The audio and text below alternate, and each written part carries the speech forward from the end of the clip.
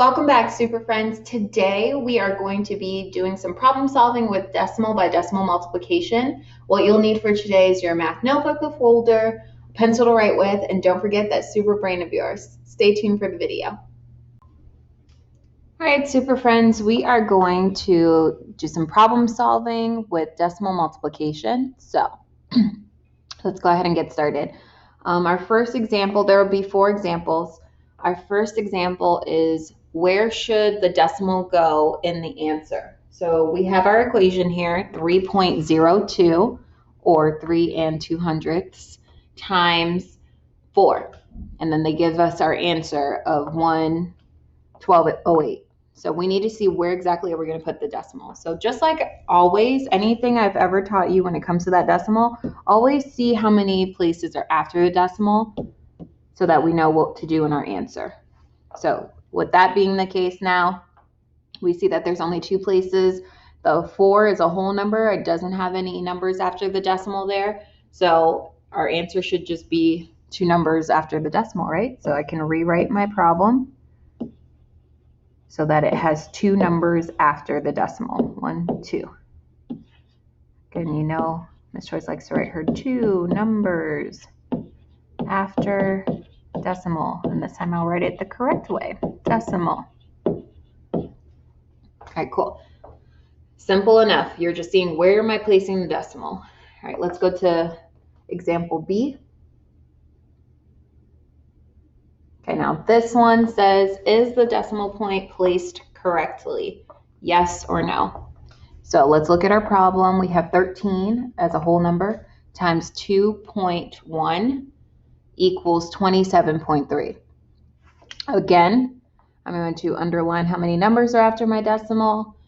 And then I'm looking to see, okay, in the answer, it does look like it has that many numbers after the decimal in the answer, so that looks good. To double check myself, just so that I don't make any mistakes, I'm going to go ahead and start multiplying that. So it's going to be 13 times 21. And Ms. Joyce likes the area model, so she's going to do that. If you prefer a different method of multiplying, go for it, but you need to make sure you get your answer. If you're ever doing that method of multiplying and you're struggling, meaning that you're not able to use it, that's not the method for you. If you can understand what I'm doing with area model, perfect, then use that method. So for the first box, I have 2 times 1, that's 2, bring down 2 zeros. 1 times 1 is 1, bring down 1 0. In the next column, I have 3 times 2, which is 6, bring over 1 0. And lastly, 3 times 1 is 3, no zeros to bring over. So now I add them all together and see what we get.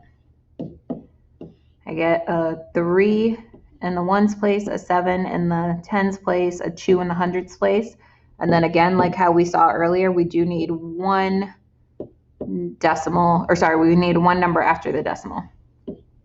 So only 1 number after decimal. So now with that looking like what they already gave us, then we know that yes, it is correct. Yes would be our answer. Is the decimal point placed correctly? Yes, it is. All right, let's go to the next option or next example. All right, this one says, find 2 factors that would give a product of 0.45. Okay, factors are basically numbers that you're using to multiply together. And then product, of course, is the answer to a multiplication problem. So we need to see what 2 numbers are we going to multiply together to give me the answer of 0.45. Now, that 0.45 has 2 numbers after the decimal. So I'm trying to see which one of these. Before I even solve it, I'm going to see if I can kind of guess my way through it. So in my head, and because I'm Miss Joyce and I know my factors, I know that 15 times 3 equals 45. That's just something that I know because I've practiced math as long as I have. If you don't know that, then let's look at our options. The options that they give us, all of them are either going to have a 15 in them or it's going to have a 3. So it's obvious that 15 times 3 is going to give us our 45, but we need it to be 0.45. So which 2 of these options, or it might be more, maybe we have 4 options where it's like, okay, we multiply these 2 and then we multiply these with 2, those work. So which two numbers, if we multiply them together, are going to give us that 0.45? So if we look at this one, it has our two numbers after the decimal. So far, so good. And then we already have the 3, we need the 15. So which of these 15s should we try? Since it already has the two numbers after the decimal, I don't want the 15 to have any decimals in it. So I would either look at the 15 regular that's right underneath it, this one, or I would look at the 150. Now, if I did the 15 times 3, or 15 times 0.3, let's do that now. I already know that it's going to be 45, but where would the decimal go? It only needs two numbers after it, so it would go right here in front of it, which is what we need, right? So far this and this works. Now let's see if we multiplied it by here, 0.03. That would give us 45, but then I would also have a 0 attached. And then we need two places after the decimal, so it would look like this. That's not what we want. That doesn't look like the 0.45. So no, we don't want this option. 0.3, that might work.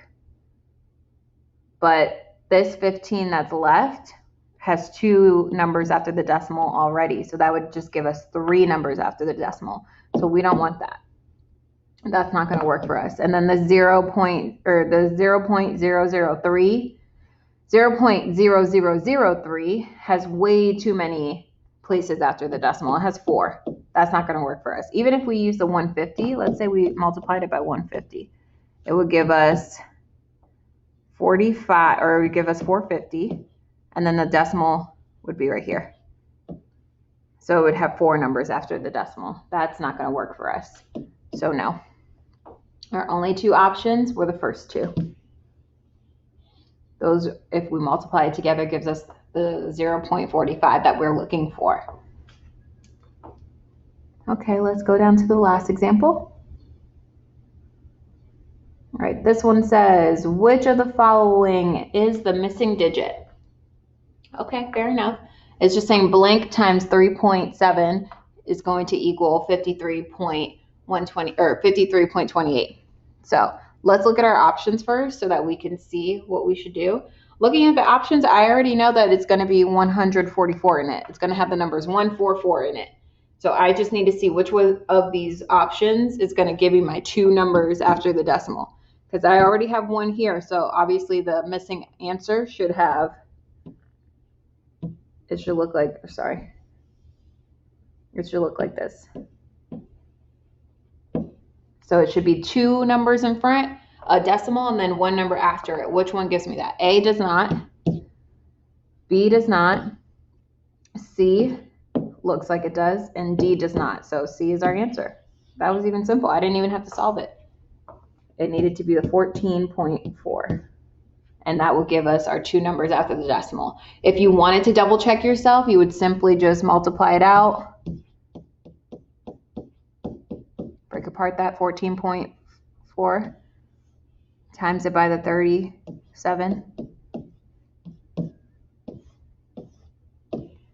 We would get 3,000 here, 700 here.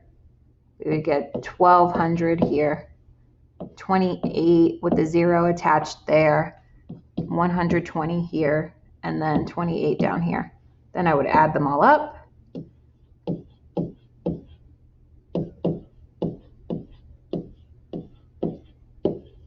Almost done. All right, so adding this all up, I would get an 8 in the ones place. I would get a 12 in the tens place. That would make me regroup. Then I would get 3 plus 7 is 10 plus 3 is 13. In the hundreds place, regroup. Then I would get 5 here. And then where would I need to put my decimal? I need 2 numbers after the decimal. So I would put it between the 3 and the 2 so that I have 2 numbers after the decimal. So we were correct. And that was us checking our work after we just used our brains to help us figure out what we would need.